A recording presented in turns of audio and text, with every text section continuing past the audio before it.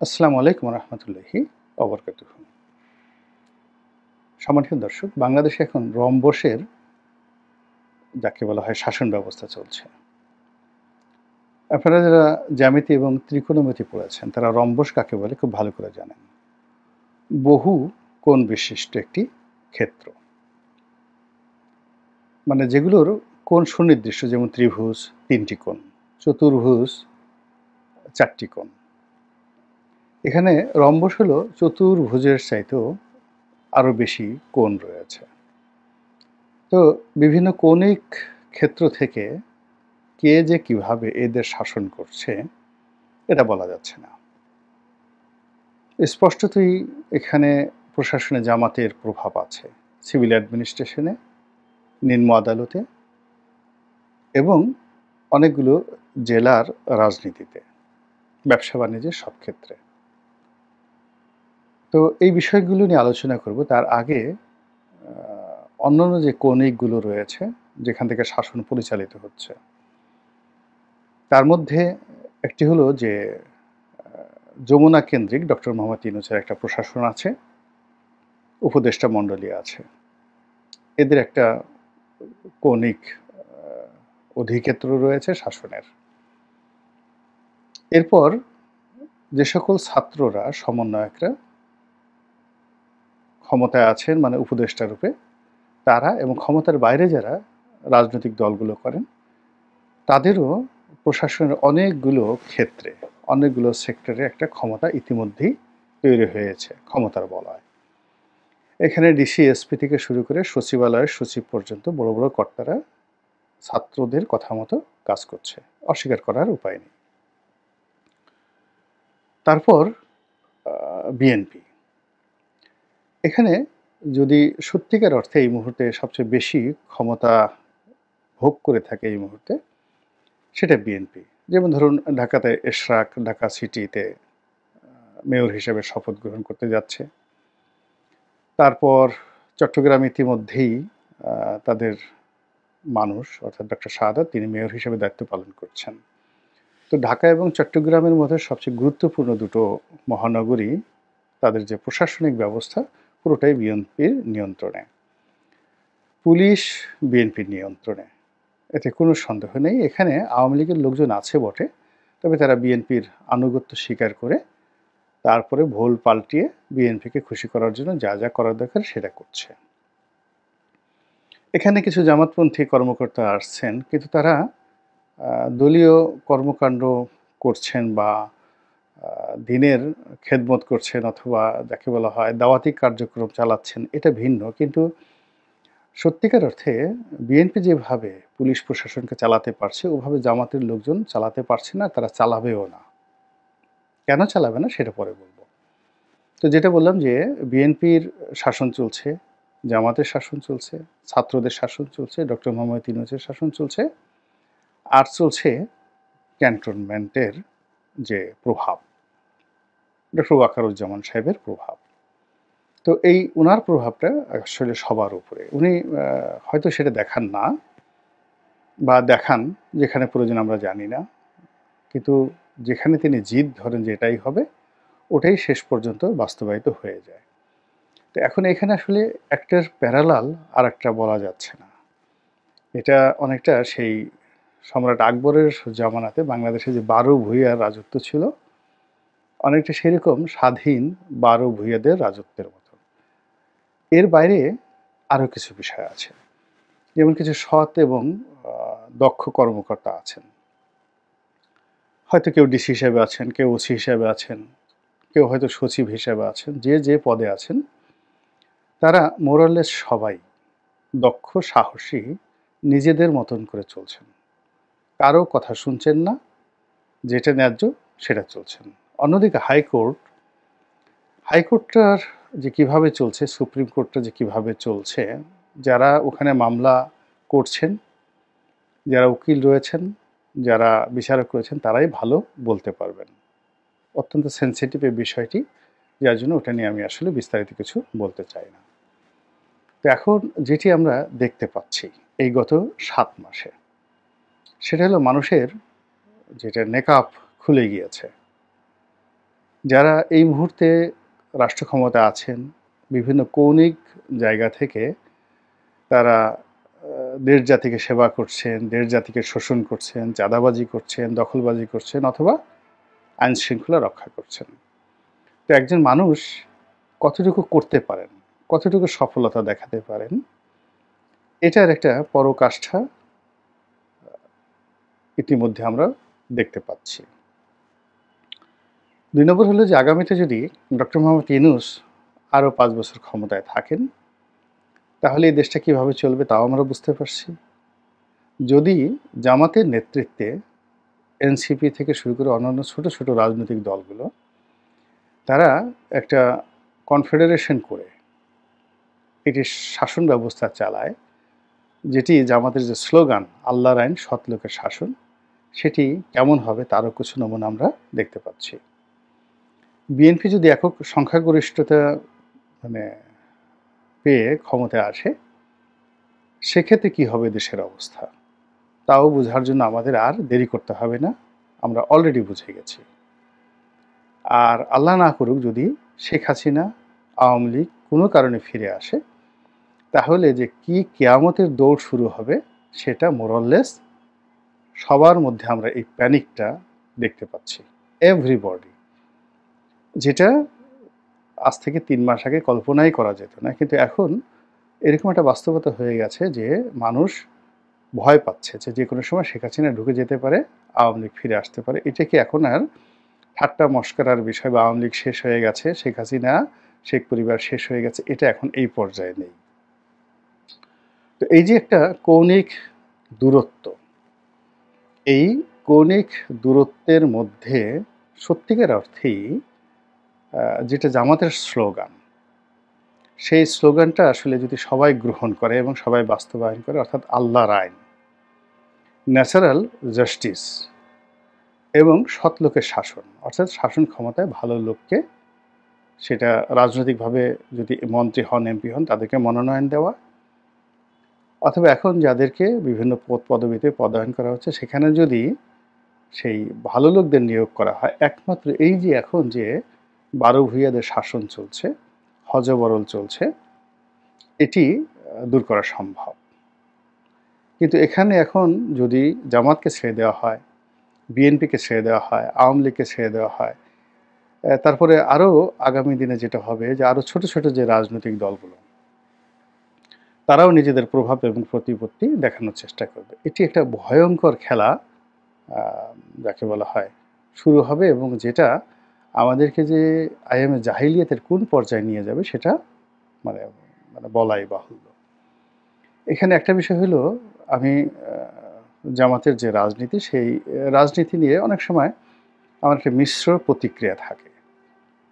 প্রথমত হলো যে তারা যে রাষ্ট্র ব্যবস্থা কায়েম করবে আল্লাহর আইনের ভিত্তিতে, শরিয়া আইন প্রতিষ্ঠা করবে, এবং তারা যে ওহাবিবাদ এবং মওদুদিবাদ যেটা প্রতিষ্ঠা করতে চায়, এই জায়গাগুলোতে আমি সেই ২০০৯ থেকে আজ পর্যন্ত টিল টুডে আমি বিরোধিতা করে আসছি। জামাতের যাদের সঙ্গে আমার সম্পর্ক, একান্তে আলাপ আলোচনায় আমি সবসময় এই বিষয়গুলোকে বলেছি যেখানে আপনাদেরকে লিবারেল হতে হবে। আপনারা যদি আইডিয়াল হিসেবে ধরেন যে ভারতবর্ষে খুব সফল শাসকদের মধ্যে যারা এদেশে ইসলাম প্রতিষ্ঠায় খুবই গুরুত্বপূর্ণ ভূমিকা পালন করেছে, বাংলায় ধরুন শায়েস্তা খান, তারপর আলাউদ্দিন হোসেন শাহ, মানে একই সঙ্গে এখানে হিন্দুরা ভালো ছিল, মুসলমানরা ভালো ছিল, এবং কার্যত শরিয়া আইন ছিল। তারপর সেমি মিলিটারি গভর্নমেন্ট ছিল। গিয়াসউদ্দিন আজম শাহ, ফখরুদ্দিন মোবারক শাহ, ওনারা সবাই এখানে খুব ভালো একটা শাসন ব্যবস্থা দিয়েছিলেন মুসলমানদের মধ্যে।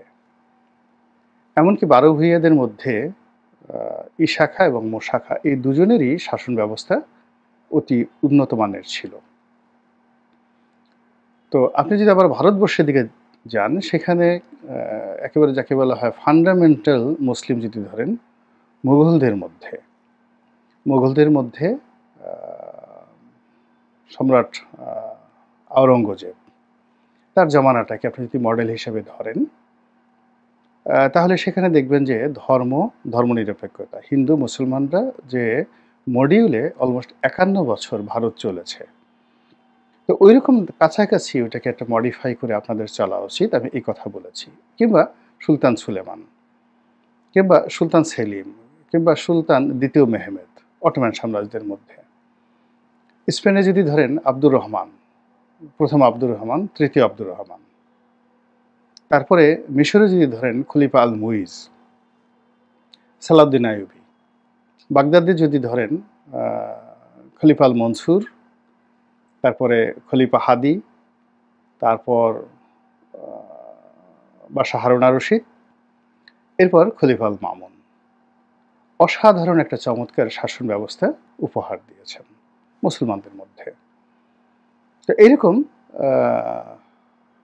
জাস্ট একেবারে খুলাফায়ে রাশিদিন কিংবা মদিনার সনদ, এগুলো অনেক, যেই জিনিসগুলো অতি পুরনো এবং যার কোনো ডকুমেন্ট নেই, কিন্তু যে শাসন ব্যবস্থার ডকুমেন্ট রয়েছে ওইটার সাথে সামঞ্জস্য রেখে যদি একটা শাসন ব্যবস্থা পরিচালনা করা যায়, তাহলে হয়তো আল্লাহর আইন, সৎলোকের শাসন, এটা ভালো সুফল পাবে। এই কথাগুলো আমি বলি। তো এটা নিয়ে তাদের সঙ্গে আমার অনেক বিরোধ হয়। তারা প্রকাশ্যে হয়তো কিছু বলেন না, অনেকে রাগ হন, এবং আমি মাঝে মধ্যে অনেক যে কথাগুলো বলি তারা জামাত হয়তো গ্রহণ করতে পারে না, অথবা তারা যে ১৯৭১ সনে যে কর্মকাণ্ড করেছে সেটার বিষয়ে তারা এখনো সিদ্ধান্তে আসতে পারেনি যে ওটা সঠিক ছিল না বর্তমান বাস্তবতায় ওই আগের নেতৃত্বকে দায়ী করে তারা একটা বিবৃতি দেবেন, ইনডিসিশনে আছেন। কিন্তু জামাতের যে বিষয়গুলো আমি প্রশংসা করি সব জায়গাতে, যখন আওয়ামী লীগের এমপি ছিলাম তখনও লিখেছি, বলেছি, সেটি হলো রাজনৈতিক দলগুলোর মধ্যে যদি সত্যিকার অর্থে ভালো মানুষ, কম্পারেটিভলি জামাতের ৫০ জন নেন বা ১০০ জন নেন আর অন্য দলগুলোর ১০০ জন নেন, তাদের এডুকেশন, তাদের ফ্যামিলি ব্যাকগ্রাউন্ড, তারপরে তাদের চেহারা সুরত, এরপর তাদের কথাবার্তা, বিনয়, ভদ্রতা এবং সততা, ব্যক্তিগত সততা, এটা অন্য রাজনৈতিক দলগুলোর সঙ্গে তুলনা করা যাবে না। তারা এখানে একেবারে নাম্বার 1। ২ নম্বর হলো তাদের যে সাংগঠনিক ক্ষমতা, চেইন অফ কমান্ড। এটা শুধু বাংলাদেশ নয়, বাংলাদেশ, ভারত, পাকিস্তানে, এই ৩টি রাষ্ট্রে, শ্রীলঙ্কা, মানে একমাত্র চীনা কমিউনিস্ট পার্টি ছাড়া, চীনা কমিউনিস্ট পার্টি ছাড়া এশিয়াতে অন্য কোনো দেশে এইরকম সংঘবদ্ধ, বিধিবদ্ধ কোনো রাজনৈতিক দল নেই। তো সেই রাজনৈতিক দলটিও এখন এই মুহূর্তে ক্ষমতার একটি পার্ট। এবং বোঝার চেষ্টা করুন যে এই যে তারা আজকে ক্ষমতার একটা পার্টে পৌঁছে গেছে, এটা কিন্তু তাদের শুরু হয়েছিল ১৯৪২ সনে, 1942-তে। আবুল আলা মওদুদি যখন এই দলটি গঠন করেছিলেন, তিনি কিন্তু তখন ভারতের যে স্বাধীন হবে, ভারত স্বাধীন হবে, ওটা তার মাথার মধ্যে ছিল না। তিনি পাকিস্তান শাসন হবে বা আলাদা হবে, বাংলাদেশ আলাদা হবে, এটা ওনার চিন্তার মধ্যে ছিল না। উনি মূলত একজন সাংবাদিক ছিলেন, ব্রড মাইন্ডেড মানুষ ছিলেন, আধুনিক শিক্ষায় শিক্ষিত একজন মানুষ ছিলেন। তো তিনি সাধারণত স্যার সৈয়দ আহমদ, তারপর নবাব আলী, স্যার যাকে বলে সৈয়দ আহমেদ ব্রেভলি, মানে ওনারা যে আন্দোলনটা করেছিলেন, সেই আন্দোলনটাকে এই ১৯৪২ সনে তিনি দলীয় পর্যায়ে রাজনৈতিক প্ল্যাটফর্মে করার চেষ্টা করেছেন। অর্থাৎ মুসলমানরা ক্ষমতা হারালো ধরেন ১৭৫৭। ১৭৫৭ থেকে ১৮৫৭ পর্যন্ত ১০০ বছর তারা জিহাদ করেছে, বিপ্লব করেছে, বিদ্রোহ করেছে এবং নিজেদের তছনছ শিক্ষা, দীক্ষা, পরিবার, ব্যবসা, বাণিজ্য সেই ১০০ বছরে তছনছ করে দিয়েছে। এরপরে সেই ১০০ বছরের চূড়ান্ত যে বিস্ফোরণ, সেটা ঘটল ১৮৫৭ সালে। তো সেই সিপাহী বিপ্লবে তারা পরাজিত হওয়ার পরে মুসলিম যারা স্কলার, তারা চিন্তা করলেন যে না, ইংরেজদের সঙ্গে সামঞ্জস্য রেখে এখন আমাদেরকে আবার রিভাইভ করার জন্য যোগ্যতা অর্জন করতে হবে। এর পরবর্তীতে যখন ঈশ্বরচন্দ্র বিদ্যাসাগর, রাজা রামমোহন রায় যেভাবে হিন্দু কমিউনিটিকে, বঙ্কিমচন্দ্র, বড় করার জন্য তারা প্রাণান্ত চেষ্টা করলেন, ইনক্লুডিং রবীন্দ্রনাথ ঠাকুর। তো সেখানে মুসলিম জাগরণের জন্য কলকাতা কেন্দ্রিক রাজনৈতিক প্রেশার গ্রুপ, জমিদার, ধনতন্ত্র, ব্যবসায়ী থেকে শুরু করে বহু আমাদের ঢাকার নবাবরা এখানে অত্যন্ত গুরুত্বপূর্ণ ভূমিকা পালন করেছেন। হাজী মোহাম্মদ মহসিন ট্রাস্ট খুবই গুরুত্বপূর্ণ ভূমিকা পালন করেছেন। ধর্মীয় নেতারা খুবই গুরুত্বপূর্ণ পালন করেছেন। দেওবন্দের যারা প্রতিষ্ঠাতা অসাধারণ ভূমিকা পালন করেছেন। তো এইগুলো করার ফলে কি হলো, মুসলমানরা ওই যে জিহাদ করতে হবে, খ্রিস্টানদেরকে সঙ্গে কোনো কিছু করা যাবে না, এর পরিবর্তে পরিবর্তিত পরিস্থিতি মেনে নিয়ে তারা আগে নিজেদেরকে সার্ভাইভ করেছে, এরপর আধুনিক শিক্ষায় শিক্ষিত হয়েছে, এরপর আস্তে আস্তে সরকারি চাকরি বাকরিতে দেওয়া শুরু করেছে। এই যে মুসলিম জাগরণটা হলো, এই মুসলিম জাগরণটাকে আপহোল্ড করে মাওলানা আবুল আলা মওদুদী যেটা চেয়েছিলেন সেটা হলো যে প্রশাসনে যেন সৎ লোক ঢুকতে পারে এবং তাদের মধ্যে যেন একটা পলিটিক্যাল লিডারশিপ থাকে, পলিটিক্যাল কনসাসনেস থাকে। এবং দেখেন এই যে জিয়াউর রহমান সাহেব যেটা করেছিলেন পরবর্তীতে, তিনি যে একটা স্কুল করেছিলেন, পলিটিক্যাল স্কুল করেছিলেন এবং সেটা একজন প্রিন্সিপালও তিনি নিয়োগ দিয়েছিলেন। তো এটা মূলত এই মওদুদী সাহেব এই থিওরি থেকে তিনি সৎ লোকের শাসন হবে। এখন সৎ লোকের যে শাসন হবে, তাদের মধ্যে তো একটা পলিটিক্যাল কালচার ঢুকাতে হবে, ইসলামী আইডিওলজি ঢুকাতে হবে, থিওলজি ঢুকাতে হবে। এই জিনিসগুলো করার জন্য মূলত তার যে প্রিলিমিনারি যে ভিউ ছিল সেটা হলো দক্ষ, অভিজ্ঞ নেতা, কর্মী, সমর্থক, শিক্ষিত সম্প্রদায় তৈরি করা, যারা যার অবস্থান থেকে স্থানীয় সরকারে যাবে, মন্ত্রী হবে, এমপি হবে, চেয়ারম্যান হবে, মেম্বার হবে, ওই জমানাতে যা ছিল। তারা কেরানি হবে, পিয়ন হবে, সরকারি চাকরিতে সিএসপি হবে, আইপিএস হবে, আইসিএস হবে। তো এই একটা লক্ষ্য এবং উদ্দেশ্য নিয়ে উনি কিন্তু এগোচ্ছিলেন। কিন্তু দ্বিতীয় বিশ্বযুদ্ধে ইংল্যান্ড রীতিমতো দেউলিয়া হয়ে যায় এবং ওনার সঙ্গে ব্রিটিশ গভর্নমেন্টের যে সম্পর্কটা ছিল পজিটিভ অর্থেই, তিনি অন্যান্য মুসলমান নেতাদের মতোই তিনি এই সম্পর্কটা রেখেছিলেন।